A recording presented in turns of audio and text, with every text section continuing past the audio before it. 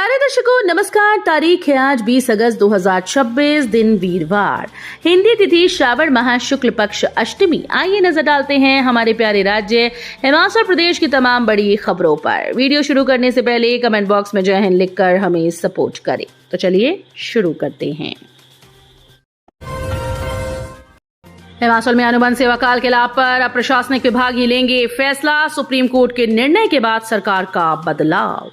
हिमाचल प्रदेश में अनुबंध आधार पर सेवाएं दे चुके कर्मचारियों की वरिष्ठता और वित्तीय लाभ से जुड़े मामलों पर अब संबंधित प्रशासनिक विभाग ही अंतिम निर्णय लेंगे। ताज मोहम्मद मामले में प्रदेश उच्च न्यायालय के फैसले और उनके खिलाफ दायर राज्य सरकार की विशेष अनुमानित याचिका के उच्चतम न्यायालय से खारिज होने के बाद कार्मिक विभाग ने इस संबंध में विस्तृत दिशा निर्देश जारी कर दिए हैं। कार्मिक विभाग की ओर से सभी प्रशासनिक सचिवों, मंडलायुक्तों, उपायुक्तों और विभागाध्यक्षों को भेजे गए निर्देशों में स्पष्ट किया गया कि ताज मोहम्मद मामले व इससे जुड़े अन्य प्रकरणों में न्यायालय के आदेशों का परीक्षण केवल प्रशासनिक विभाग के स्तर पर ही होगा। हिमाचल के 6 जिलों में बरसी आफत। बंगाड़ा में नाले में बहा युवक, पुल और सड़कें ध्वस्त। अभी राहत नहीं देगा मौसम। हिमाचल प्रदेश में मौसम के सक्रिय रुख के कारण राज्य के विभिन्न हिस्सों में भारी वर्षा से जनजीवन अस्त व्यस्त हो गया। शिमला, कांगड़ा, हमीरपुर, बिलासपुर, कुल्लू, लाहौल स्पीति में जिले में भारी बारिश से नुकसान हुआ। कांगड़ा में नक्की खड्ड का बहाव सड़क तक पहुंचने से कई गाड़ियां फंस गईं और एक कार बह गई। हमीरपुर के भोरन क्षेत्र में अस्थायी पुल बहा। सुजानपुर में भी नुकसान की सूचनाएं हैं। शिमला में भूस्खलन के कारण कई भवन खतरे की जद में हैं। पेड़ और मलबा गिरने से कई गाड़ियां क्षतिग्रस्त हुई। वहीं कुल्लू में NH 305 धंस गया। भूस्खलन के कारण यहां कमांद गांव पर खतरा मंडरा रहा है। लाहौल स्पीति की मयाड़ घाटी में बादल फटने से सड़क बह गई और पुल बाढ़ में डूब गया। उधर भारी बारिश के चलते कांगड़ा घाटी रेल सेवा भी बाधित हुई।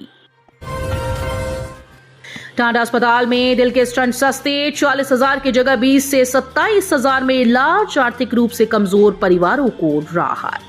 प्रदेश के दूसरे सबसे बड़े स्वास्थ्य संस्थानों में शुमार डॉक्टर राजेंद्र प्रसाद राजकीय आयुर्विज्ञान चिकित्सा महाविद्यालय टांडा अस्पताल के कार्डियोलॉजी विभाग में अब हृदय के स्टंट को लेकर मनमानी पर लगाम लगाने की तैयारी हुई।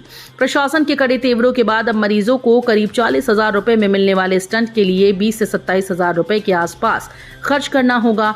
इससे आर्थिक रूप से कमजोर और गरीब मरीजों को बड़ी राहत मिलने की उम्मीद है। नए वेंडर्स के टेंडर और नई व्यवस्था के तहत अस्पताल में आने वाले नए वेंडर्स को निर्धारित गाइडलाइन और नियमों के अनुसार स्टंट उपलब्ध करवाने होंगे। नियमों की अनदेखी या अनुशासनात्मक उल्लंघन सामने आने पर संबंधित वेंडर की वैधता रद्द करने तक की कार्रवाई की जा सकेगी। हिमाचल के स्कूल्स में मूलभूत सुविधाओं का कोई काम पेंडिंग नहीं। 5 साल में स्वीकृत सभी कार्य पूरे।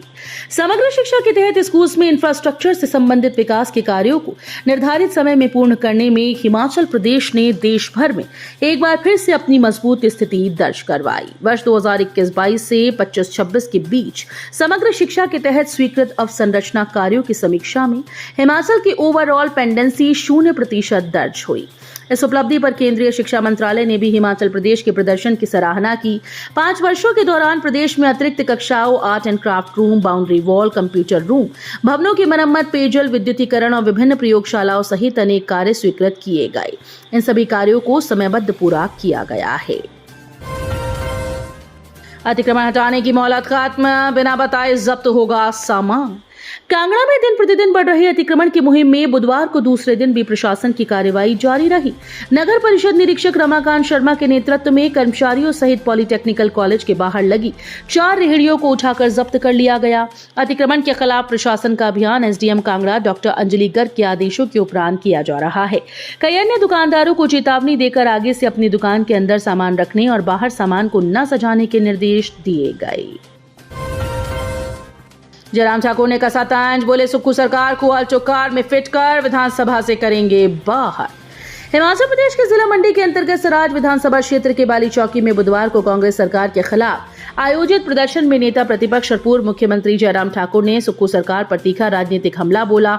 उन्होंने मुख्यमंत्री सुखविंदर सिंह सुक्खू को निशाने पर लेते हुए उन पर प्रदेश के हितों की अनदेखी करने और VIP कल्चर को बढ़ावा देने के गंभीर आरोप लगाए। जनसभा करते हुए जयराम ठाकुर ने अपने चिर परिचित अंदाज में सुक्खू सरकार पर तंज कसा।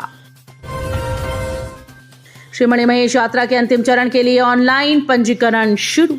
श्री मणिमहेश यात्रा 2026 के चौथे और अंतिम चरण के लिए ऑनलाइन पंजीकरण शुरू हो गया। चौथे चरण में यात्रा करने वाले श्रद्धालु निर्धारित प्रक्रिया के तहत ऑनलाइन पंजीकरण कर यात्रा संबंधी आवश्यक जानकारी प्राप्त कर सकते हैं। प्रतिदिन 5000 श्रद्धालुओं के लिए यात्रा स्लॉट निर्धारित किए गए। मौसम, विशेष दिनों और अन्य परिस्थितियों के अनुसार निर्धारित स्लॉट की संख्या में वृद्धि अथवा कमी की जा सकती है। एडीएम भरमौर विकास शर्मा ने यात्रा के चौथे और अंतिम चरण में आने वाले सभी श्रद्धालुओं का स्वागत करते हुए उनसे प्रशासन द्वारा जारी दिशा निर्देशों का पालन करने और यात्रा को सुरक्षित, सुगम, व्यवस्थित और स्वच्छ बनाने में सहयोग देने की अपील की। हर्षवर्धन चौहान बोले, खादी और ग्रामोद्योग बोर्ड के कर्मचारियों का होगा युक्तिकरण। हिमाचल प्रदेश खादी और ग्रामोद्योग बोर्ड में कर्मचारियों का युक्तिकरण किया जाएगा। उद्योग मंत्री हर्षवर्धन चौहान ने अधिकारियों को वास्तविक कार्यात्मक जरूरत के अनुसार कर्मचारियों का युक्तिकरण करने के निर्देश दिए ताकि उपलब्ध श्रम शक्ति का अधिकतम उपयोग हो और बोर्ड की प्रशासनिक व परिचालन क्षमता बढ़ाई जा सके। बोर्ड ने आम लोगों तक अपने उत्पादों की पहुंच बढ़ाने और बिक्री में इजाफा करने पर भी जोर दिया। उद्योग मंत्री की अध्यक्षता में बुधवार को बोर्ड के निदेशक मंडल की 248वीं बैठक हुई। इसमें बताया गया कि वर्ष 2025-26 में बोर्ड ने विभिन्न उत्पादों की 54.84 करोड़ रुपए की बिक्री दर्ज की। ये वर्ष 2024-25 में हुई 39.19 करोड़ रुपए की बिक्री से करीब 39% अधिक है। हिमाचल में भारी बारिश ने रोकी कांगड़ा घाटी रेल सेवा। पठानकोट जोगिंद्रनगर नैरागेज ट्रैक पर भूस्खलन व पेड़ गिरे। हिमाचल प्रदेश में भारी बारिश से कांगड़ा घाटी रेल सेवा पूरी तरह से ठप हो गई। भारी बारिश के कारण ट्रैक पर कई जगह मलबा और पेड़ गिरे हैं। Pathankot Jogindernagar narrow gauge rail track की सुरक्षा को देखते हुए उत्तर रेलवे के जम्मू मंडल ने 19 अगस्त से सभी 4 ट्रेन का संचालन अगले आदेश तक अस्थायी रूप से निलंबित कर दिया। अभी बैजनाथ से कोपरलाहट तक ट्रेन सेवा चल रही थी, जबकि नूरपुर के पास कुछ दिन पहले ट्रैक क्षतिग्रस्त होने से सेवाएं ठप हैं। सीआरआईएफ में काम ज्यादा, केंद्र से बजट कम। केंद्रीय सड़क और अवसंरचना फंड के तहत 112 सड़कों को मिल चुकी है मंजूरी।